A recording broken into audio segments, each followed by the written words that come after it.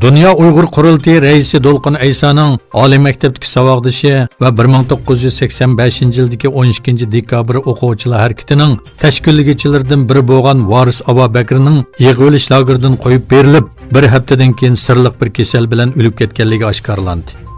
Varis Abubakir 1966 yil Urumchida tug'ilgan.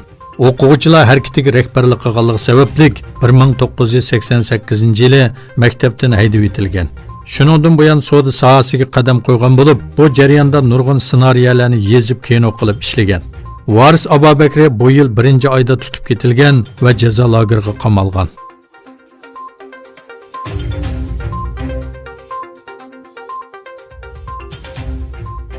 Türkiye Büyük Millet Meclisi'de karar gazetini ko'zitib turib, Xitoyning Sharqi Turkistondagi irqiy qirg'inchilikni o'ttirg'i qo'ygan İYİ Partiya parlament a'zosi Faxriddin Yo'qish apandi, "Sizlar nimishqa sukut qilasizlar?" deb xitob qildi.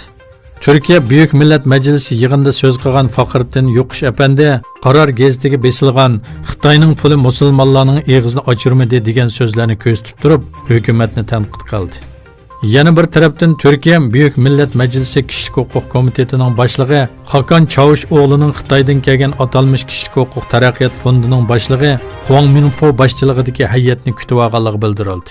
Çavuşoğlu Uyg'urlarga qartilgan kishilik tajovuzchiliklari haqida xalqaro organlarning Sharq Turkistonga kirishiga yo'l qo'yilishi kerak dedi.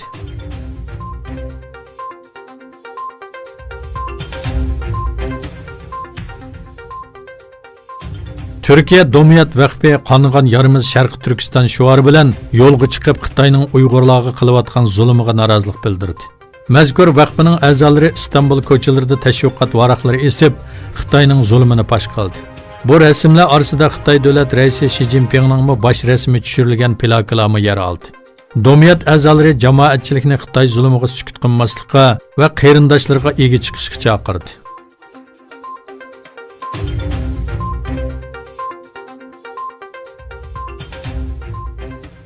Xitoy Amerika Davlat Majlisidan o'tkazilgan va Prezident Donald Trumpning imzolashi bilan kuchga ega bo'lgan Hong Kong kishilik huquq va demokratiya qonunining ijro qilinishining ikki davlat orasidagi muhim sohalardagi hamkorlikka ziyon yetkazganligini bildirdi. Xitoy Tashqi ishlar ministrligining bayonotchisi Geng Shuang axborot e'lon qilish yig'inida bu qonun loyihasining ikki davlat orasidagi hamkorlikka ziyon yetkazganligini aytdi. Şunun bilan birga Hong Kongda Amerika prezidenti Donald Trumpning Hong Kong kishilik huquq va demokratiya qonunini imzolaganligiga rahmat etish yuzasidan minnatdorlik kuni faoliyati o'tkazildi.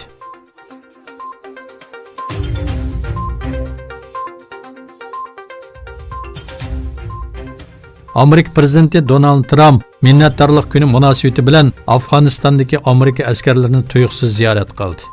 Trump Taliban bilan bo'lgan suhbatning yangidan boshlanganligini bildirdi. Afg'oniston poytaxti Kabul atrofidagi Bagram havo armiya bazasini ziyorat qilgan Trump, Taliban kelishim tuzishni xohlaydi, bizmi ular bilan ko'rishyapmiz. Shuning bilan birga urush to'xtatish kerakligini aytyapmiz dedi. Trump bu yil sentabrda Afg'onistondagi to'qinishlarga xotim berish uchun bir yillik vaqtdan buyon davomlashayotgan suhbatlarni to'xtatganligini e'lon qilgan edi.